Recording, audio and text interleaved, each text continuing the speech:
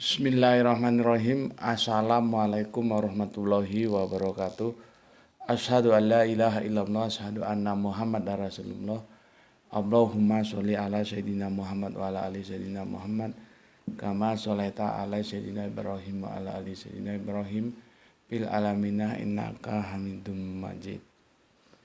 Sebelumnya kita panjatkan dahulu doa kepada Gusti Allah Ingkang Maha Agung untuk saudara kita yang telah bersolawat lewat infak dakwah sehingga channel ini masih dapat eksis hadir dalam ruang-ruang kalian semuanya. Semoga solawat yang diberikan itu menjadi catatan langit amal soleh dan Allah akan membalasnya dengan balasan yang lebih baik lagi. Kemudian aku ucapkan terima kasih kepada seluruh viewer terkasihku dimanapun kalian berada, ya, dari Sabang sampai Merauke, ya, yang tua, yang muda, yang mbak, yang mas, yang bapak, yang ibu, yang di dalam negeri dan yang di luar negeri, semuanya lah ya. Karena alhamdulillah kajian-kajian kita sudah menembus Amerika dan Belanda, ya. Jerman masih belum. Malaysia sudah, ya. Begitu juga doa-doa baiknya, ya, kepada kalian semua yang harapanku ini ya. Anti download, anti skip dan berani mengambil bagian dalam langkah dakwah ini dengan cara mengikut sertakan peranmu untuk men-share, ya, kajian dakwah dari link yang sedang kita ada di dalamnya, ya. Semoga itu semua juga akan memberikan nilai positif untuk kalian semua, dan matur nuwun atas doa-doa baiknya. Semoga kebaikan doa itu juga tercurahkan kepada kalian semua. Oke, ada sesuatu yang kurang sebetulnya, ya, kurang match, ya. Cuman karena secara aliran peristiwa akhirnya begitu, ya sudahlah. Ya. Maksudku begini, mampir gombe itu seharusnya kita tidak bahas kristologi. Nanti di kajian utama ini kita bahas kristologi, ya. Tetapi ternyata nggak bisa begitu, alirannya ketempuk dia. Mampir gombe kemarin aku menjelaskan tentang bagaimana sebuah gerakan untuk menggeser diksi kafir menjadi non muslim, dan ketika berhasil non muslim digeser lagi menjadi sebuah pemahaman yang coba ditawarkan bahwa non muslim itu belum tentu kafir, ya. Ini kan kekacauan idiom yang sebetulnya tidak perlu terjadi kalau taat terhadap apa yang telah diberikan oleh Allah, ya. Dan aku dulu berpikir bahwa itu selesai gitu loh, ya. Jadi satu seri saja selesai. Aku kan mengomentari gagasan yang dilemparkan oleh seseorang dengan, ya, background akademis doktor, dan itu orang penting dalam suatu lembaga pendidikan di Jakarta, ya. Nggak taunya itu menggelinding bagai bola salju dan mendapat tanggapan begitu banyak sehingga aku perlu merespon dan akhirnya menjadi berseri gitu loh, ya. Nah, begitu juga yang sekarang ini, ya, tentang ini kan menjawab request yang telah lama di request oleh teman kita yang dia tanya, itu tekstual nggak sih 3 hari 3 malam itu, ya. Dan itu gimana penjelasannya, dan setelah aku jelaskan itu tekstual dan itu tidak terpenuhi, meleset. Ternyata rame juga di sini. Ya. Jadi di mampir ngombenya kristologi, di menu utama kita ini ya kristologi, ya. Seharusnya kan enggak, supaya matching dia, supaya ada apa ya, warna lain yang itu menjadi indah gitu, ya. Jadi kalau di sana kristologi, sini kristologi, jadinya tidak ada warna lain gitu. Tapi ya sudahlah, karena memang akhirnya tempuk pada sebuah titik kristologi, ya kita lalui saja, ya. Oke. Aku tetap akan memberikan apresiasiku, penghormatanku untuk komen-komen yang itu memang layak mendapatkan perhatian, ya. Banyak komen yang masuk, tentunya aku tidak baca semua ya, karena aku juga ini waktunya terbatas ya, nanti mau ada acara ini. Ini komen yang masuk masih tetap dari saudara Kristen kita ya, Kang Mas DR ini. Aku coba jelaskan. Gini Mas DR ya, aku baca dulu komentarnya. Kalian bisa baca ya di komentar yang kemarin nih. Oke. Jadi ini seri 2 ya. Ini seri 2, kemarin seri 1. Karena itu nanti dijadikan satu playlist ya, supaya nggak ribet carinya. Oke, begini komentar dari Mas DR kita, dan semoga Allah memberikan hidayah kepadanya untuk bersedia ya terus mencari kebenaran, dan pada titik tertentu nanti akan menerima kebenaran itu dan meninggalkan apapun itu yang tersalahkan. Ya. Oke, begini katanya. Memahami iman Kristen tidak bisa kita memaksakan paradigma dari sudut pandang di luar Kristen. Sebagai ilustrasi saja, jangan kita menyamakan gaya penulisan zaman lampau dengan gaya penulisan zaman sekarang. Gaya penulisan kutipan kitab suci zaman dulu jangan dibandingkan dengan penulisan skripsi atau disertasi. Harus cantumkan pendapat ahli, halaman beberapa, dan lain-lain. Dalam budaya Yahudi, hari ketiga itu sebagai ungkapan atau penjelasan dari bangkit dari antara orang mati. Itu secara implisit termaktub dalam kitab Hosea 6:2 ya.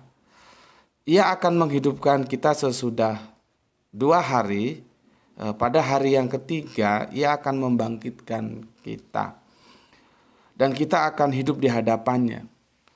Pendapat saya sebagai koreksi judul kajian hari ini sudah salah. Semoga paham. Oke, Kang Mas DR ya, semoga lah ya. Aku berharap kamu akan tetap eksis ya, mencari kebenaran, dan satu saat kebenaran itu akan bisa engkau terima dengan lapang dada. Jadi engkau tidak lagi mengeraskan hatimu ya. Karena bicara kebenaran itu akhirnya juga tidak selesai di masalah otak. Dia juga akan masuk ke masalah hati. Seperti yang aku pernah bilang, aku telah menjelaskan kepada seorang misionaris bernama Iran ya. Dan dia bisa terima bahwa Yesus itu bukan Allah. Ya, tapi dia bilang hati saya ini loh Pak, dia bilang. Ya, dia sampai dia pegang kepalanya, rambutnya dia gini kan, bilang ke aku. Pada waktu itu Grahito masih umur 2 tahun belum lengkap, masih nyusu dia. Nyusunya nyusu apa dot ya. Aku ada tamu seorang misionaris dan rumahku terbuka untuk siapapun. Ya. Aku sudah jelaskan secara rinci, secara akademis bahwa logik dan Alkitabiah tetap saja mengatakan Yesus itu bukan Allah. Dan dia menerima, akhirnya dia dengan bersandar begini sampai kepalanya digini. Iya Pak, Yesus itu bukan Allah, tapi hati saya ini loh Pak.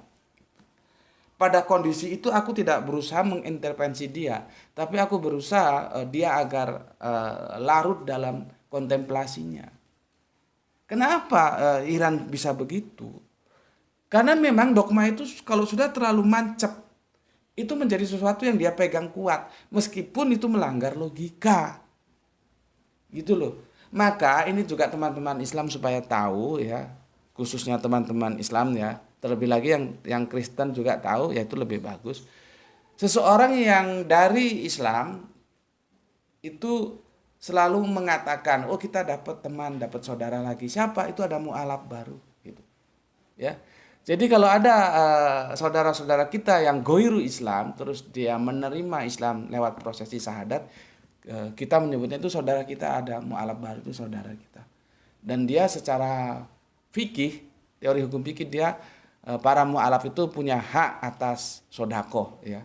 Dia punya hak, bukan zakat, sodako. Berkali-kali aku bilang, terjemahan Depak itu keliru ketika sodako itu diterjemahkan zakat ya.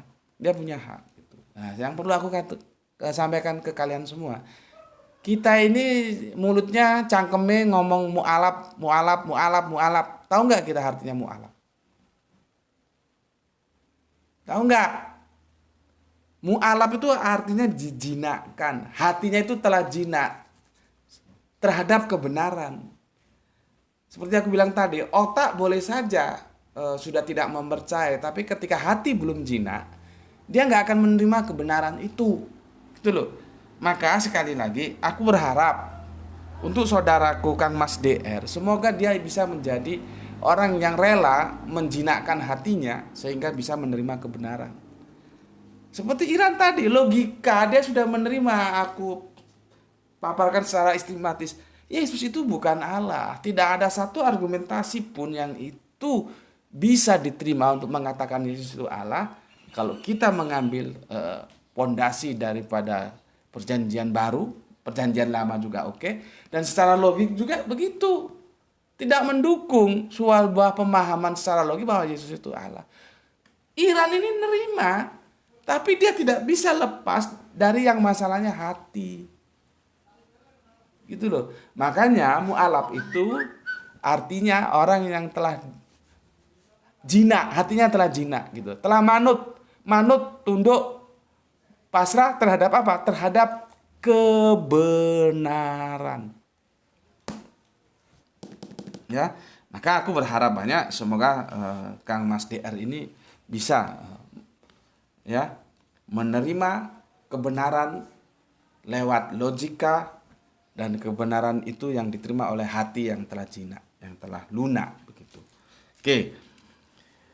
Begini Kang Mas DR, memahami iman Kristen tidak bisa kita memaksakan paradigma dari sudut pandang di luar Kristen. Yes. I'm agree, aku setuju itu. Makanya kan aku bilang kalau kita berbicara tentang kafir itu terminologinya Al-Qur'an, maka dia tidak boleh dipahami dengan pemahaman di luar Al-Qur'an. Ya, begitu juga tentang apa ya, tentang makar misalkan, itu tidak bisa, harus dipahami ya dari bagaimana cara Al-Quran mendeskripsikannya. Kalau dibawa di luar Al-Quran jadi kacau. Begitu juga kalau kita tarik lebih luas lagi Islam. Islam itu harus dilihat dari sudut pandang Islam juga. Kalau nanti mau kita bicarakan secara diskusi terbuka, maka harus ada kerangka berpikir yang itu di luar Islam. Tidak masalah. Begitu juga kalau Islam misalkan diskusi dengan Kristen, ya Kristen juga harus dilihat dari di luar Kristen. Kalau itu komunikasinya dua arah, tidak ada masalah. Ya. Maka aku setuju ya, memahami iman Kristen tidak bisa tidak memaksakan paradigma dari sudut pandang di luar kekristenan. Itu tidak boleh. Begitu juga memahami iman Islam tidak bisa kita memaksakan paradigma dari sudut pandang di luar Islam. Jadi yang sampean katakan itu benar dan aku setuju. Cuma nanti kalau pada titik diskusi itu Islam dan Kristen harus diadili di luar dari kerangka berpikir Islam dan Kristen. Apa namanya itu? Kerangka berpikir yang netral itu adalah kebenaran logik. Gitu loh. Ini secara logik benar nggak ini? Gitu. Karena tidak bisa kan aku menyimpulkan sebuah rumah, tapi aku hanya melihatnya dari jendela rumahku. Aku melihat rumah orang lain dari jendela rumahku. Terus aku simpulkan, bisa nggak? Nggak bisa. Begitu juga orang yang dari luar rumah, dia hanya melihat rumahku dari jendela dia, lalu dia simpulkan. Nggak bisa. Kita harus berani keluar dari rumah kita masing-masing. Dan kita masuk ke dalam rumah yang akan kita teliti. Aku harus berani keluar dari Islam dan masuk ke dalam Kristen. Dan Kristen pun harus berani keluar dari Kristen dan masuk ke dalam Islam. Kita berbicara tentang Islam dan Kristen. Begitu. Tidak mungkin aku menyimpulkan sebuah rumah, aku hanya melihatnya hanya dari dalam rumahku lewat jendela saja. Aku nggak tahu kamarnya ada berapa, meja kursinya disusun seperti apa, nggak tahu. Jadi gitu mas. Kalau memang serius itu begitu sebetulnya kegiatan-kegiatan dalam sebuah diskusi komparasi religion. Kita nggak bisa menghakimi keyakinan orang lain lewat keyakinan kita, nggak bisa. Supaya aksi supaya benar-benar gentleman, ya kita harus keluar dari keyakinan kita masing-masing, kita adili. Begitu. Makanya kalau aku diskusi seperti waktu aku diskusi di Bali dengan Kristen, bukan yang kiblatnya Syria, bukan yang kiblatnya Lebanon, yang kalau memanggil pendetanya itu Abuna, aku bilang, pada saat ini Islam aku simpan di dalam lemari hatiku.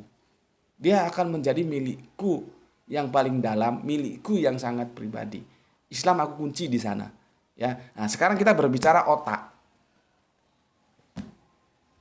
Dan kamu juga harus bicara otak. Ayo kita diskusikan dua agama ini mana yang benar. Aku bilang begitu. Ya. Jadi kalau dikatakan bahwa memahami iman Kristen tidak bisa, kita memaksakan paradigma dari sudut pandang di luar Kristen, aku setuju. Tinggal nanti kita lihat sudut pandang Kristen itu logik enggak. Gitu loh. Kalau enggak logik ya namanya aja enggak logik. Ya. Oke, berikutnya sebagai ilustrasi saja, jangan kita menyamakan gaya penulisan zaman lampau dengan gaya penulisan zaman sekarang. Gaya penulisan kutipan kitab suci zaman dulu jangan dibandingkan dengan tulisan skripsi atau disertasi, harus cantumkan pendapat ahli, halaman beberapa, dan lain-lain. Kalau sampean, ini loh Mas ya, kalau sampean memahami apa yang sampean katakan tentang ilustrasi ini, sampean akan menolak ya adanya edisi-edisi di dalam kitab Anda. Karena edisi-edisi itu nanti ada yang revisi lagi, itu bikin kacau. Makanya kan aku wanti-wanti, kitab suci itu tidaklah sebanding atau tidak bisa disamakan dengan terjemahan kitab suci. Anda lihat berapa ada revisi ini ya, ini King James Version. Nanti ini ada yang bukan King James Version, ini King James Version.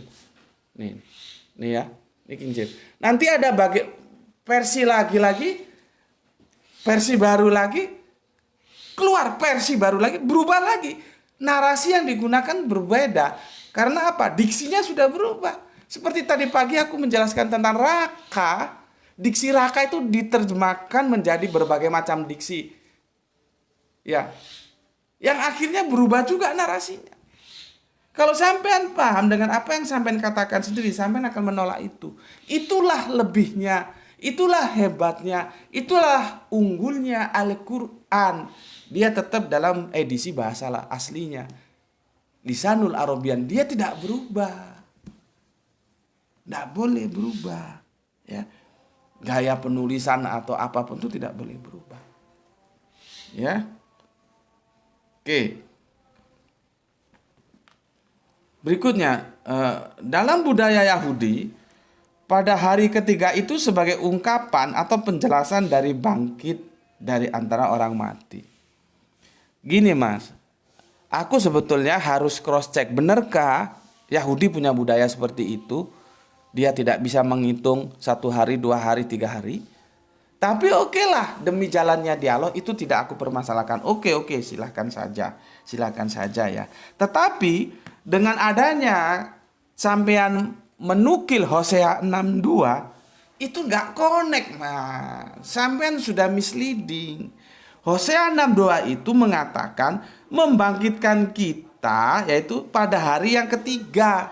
Sedangkan yang kita bahas terpenuhi enggak ramalan yang disampaikan Matius dalam Injilnya bahwa Yesus itu di perut bumi itu 3 hari 3 malam. Di sini saja sampean sudah salah Mas. Sampean baca ulang lah Hosea itu ya. Bahkan sampean sudah nukil. Ia akan menghidupkan kita sesudah 2 hari. Pada hari yang ketiga, dia akan membangkitkan kita. Pada hari yang ketiga. Sedangkan yang kita sedang diskusikan 3 hari 3 malamnya. Inilah gejala-gejala seperti inilah yang dilakukan oleh penulis-penulis Injil dalam karangannya. Asal main tempel aja. Oh sama-sama ada 3 terus ditempelkan. Ini paralel dengan ini sama-sama 3. Tidak begitu, hati-hati membaca narasi. Ya, karena Hosea 6:2 itu sama sekali tidak ada kaitannya dengan nubuah 3 hari 3 malam. Tidak ada. Jadi Anda telah memparalelkan sebuah ayat yang sesungguhnya tidak paralel, hanya terjebak ada diksi 3. Hosea kan bilang pada hari yang ketiga. Yang kita diskusikan, benar nggak 3 hari 3 malam? Beda. Ya. Jadi kalau sampean bilang, pendapat saya sebagai koreksi judul kajian hari ini sudah salah. Justru sampean sendiri mengkoreksinya itu dengan cara yang salah, Mas. Ya, terus sampean bilang, semoga paham. Saya paham. Nggak mungkin aku nggak paham bisa menjelaskan seperti ini. Nggak mungkin. Ya, nggak mungkin. Nanti ini akan aku bikin tentang bahasan khusus, karena nanti ini akan menjadi masalah besar ketika kita berbicara tentang kebangkitan. Itu bisa menggoyahkan iman Kristen loh. Karena Kristen runtuh kalau memang kebangkitan itu tidak ada. Di sini aja gejalanya sudah nampak, 3 hari 3 malam tidak dipenuhi. Gitu. Jadi cara sampean, Mas, cara sampean menggiring ke cara perhitungan waktu, terminal waktu atau interval waktu dengan budaya Yahudi, itu sudah menunjukkan bahwa di dalam kekristenan itu terjadi masalah besar dalam cara menghitung. Kan sudah aku bilang kemarin di seri pertama. Polemik ini menjadi masalah besar bagi para pakar Alkitab, apalagi orang-orang awam. Sampai Prof. Westcott mengakali diundur ke hari Kamis supaya ramalan ini terpenuhi. Tapi tetap tidak bisa karena ada problem khusus tentang peringatan Sabat. Sabatnya Yahudi ini menjadi patokan. Tidak bisa. Ini juga diakal-akali oleh Prof. Westcott itu tidak bisa. Dia terjebak oleh Sabat supaya 1, 2, 3. Tidak bisa. Ya, nah, itu satu problem sendiri. Problem yang Mas DR sampaikan, ya sudah ini dikembalikan ke cara hitung Yahudi. Cara hitung Yahudi. Itu problem tersendiri. Benarkah Yahudi menghitungnya demikian? Ya. Ya. Fenomena berikutnya ada lagi. Jadi ini lagu lama ini yang nggak terselesaikan sampai sekarang. Ada yang begini. Kalau kita debat nih ya, ruame, bla bla bla bla. Akhirnya karena dia pusing kepala, dia pakai bagaimana hukum dagang. Hukum dagang apa? Dalam perhotelan. Aku geli jadinya. Ya, kalau ada orang berbicara tentang perhotelan terhadapku, itu membuat aku geli. Karena apa? Aku ini orang yang pernah menjadi tersasar dalam sebuah bisnis hotel. Aku terjun di bidang marketing hotel. Hotel bintang 4 terbesar di kotaku itu aku dulu menangani marketingnya. Aku tahu cara menghitungnya. Makanya nanti ada departemen marketing itu harus berkoordinasi dengan departemen accounting. Tentang bagaimana kita breakdown tentang foodnya berapa, beverage-nya berapa, meal-nya berapa. Itu aku tahu semua. Dan berapa room harus kita jual. Berapa food yang harus kita jual. Itu makanya kalau ada orang bilang terus membawa. Coba kamu perhatikan, kalau kita masuk ke hotel dihitung berapa? Apakah ada itu 24 jam satu hari? Aku kasih tahu. Yang disebut Matius, ya, yang dia coba mengupgrade Yesus agar dia setara, sejajar dengan para tokoh-tokoh Yahudi, yaitu pada perjanjian lama. Ini loh, pesan ini seharusnya kalian terima dulu. Kenapa Yesus itu sering dinubuahkan, disandarkan dengan tokoh-tokoh perjanjian lama oleh Matius? Itu cara dia untuk memasarkan Yesus supaya diterima oleh orang Yahudi. Ini dulu kalian pahami. Dan akhirnya terjadi kesalahan seperti ini. Ya, yang Matius bilang 3 hari 3 malam dari rahim bumi. Bukan 3 hari 3 malam Yesus check in masuk ke hotel. Gitu loh. Kok bisa digunakan hotel? Penghitungan hotel itu penghitungan bisnis, Mas. Ya, itu makanya nanti ya hotel itu terbagi menjadi 2. Ada yang full, ada yang dia namanya short time. Tinggal Tapi biasanya hotel-hotel short time ini hotel-hotel yang bajingan, kurang ajar itu. Tujuannya nggak baik. Tapi hotel-hotel yang dia resmi itu biasanya dia full time, nggak short time. Kenapa ada full time? Kenapa ada short time? Kenapa orang langsung dihitung full? Karena hotel tidak mungkin lagi menjual sisa waktu yang ada kepada customernya. Maka dia dihitung full. Gitu loh. Itu sendiri menunjukkan bahwa di dalam kerangka berpikir kekristenan tentang 3 hari 3 malam yang nggak beres ini terjadi 3 pendekatan. Pertama, Westcott ya dengan menggeser ke kemis, 1. Yang kedua, menggunakan pendekatan Yahudi. Yang ketiga, menggunakan analisa orang check-in ke hotel. Jadi dia kira Yesus itu check-in ke hotel gitu. Itu menunjukkan bahwa di kalangan pemikir-pemikir Kristen sendiri tidak menemukan cara untuk menyelesaikan bagaimana supaya nubuah yang ditulis oleh Matius dalam Injilnya itu bisa terselamatkan. Maka aku katakan tidak bisa terselamatkan karena ini memang salah. Gitu loh. Salah. Ini karena waktunya terbatas, nanti kita bahas bagaimana pendekatan Yahudi itu. Artinya apa? Oke deh, aku kompromi. Coba kita menggunakan pendekatan Yahudi. Apakah benar dia bisa terpenuhi 3 hari 3 malam? Nggak bisa. Nggak bisa, ya. Jadi itu yang aku sampaikan. Jadi bukan aku nggak paham, ya aku sangat paham. Kalau nggak paham, bagaimana aku bisa jelaskan ini semua? Ya. Sekarang kalau memang tidak ada masalah, kenapa kekristenan tidak satu suara cara menghitungnya? Tidak mengatakan, ya udah kita semua hitung pakai pendekatan budaya Yahudi. Gitu. Kan enggak, ada yang pakai Westcott, ada yang mengakal-ngakalinya seolah-olah dianggap bahwa Yesus itu check-in ke hotel. itu kacau, Mas.